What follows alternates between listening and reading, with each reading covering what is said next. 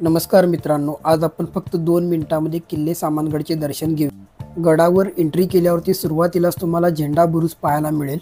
भगव्या झेंड्याचे दर्शन घेऊन उजव्या बाजूने सरळ गेलात की धान्य कोठार पाहायला मिळेल। तिथेच पुढे चोरखिंड आहे।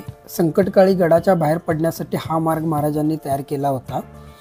चोरखिंडच्या पुढे आलात की तुम्हाला शौचकूप दिसेल। पूर्वीच्या काळी शौच करण्यासाठी गडावरती अशी काही व्यवस्था केली होती। शौचकूप बघून पुढे आलात की तुम्ही सोंडी बुरुजाजवळ येता। ही आपल्याला समोर दिसते ती मुघल टेकडी आहे। मुघलांनी श्रमदानातून गडावरती हमला करण्यासाठी बनवली होती। तिथून आपण परतीच्या मार्गाला लागतो तेव्हा तुम्ही साखर विहिरीजवळ येता आणि त्याच्या समोर ही 7 कमान विहीर आहे।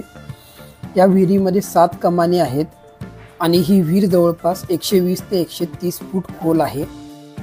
7 कमान विहीरपासून तुम्ही पुढे आलात की अंधार कोठडीमध्ये जाऊ शकता। त्याच परिसरात लागून भवानी मातेचं मंदिर सुद्धा आहे। हा उत्खननात सापडलेला नवकुड गावाचे दर्शन देणारा गडाचा मुख्य दरवाजा होता। धन्यवाद मित्रांनो, हा होता सामानगडचा शॉर्ट व्हिडिओ। पूर्ण व्हिडिओ बघायचा असेल तर चॅनेलवरती तुम्हाला बघायला मिळेल।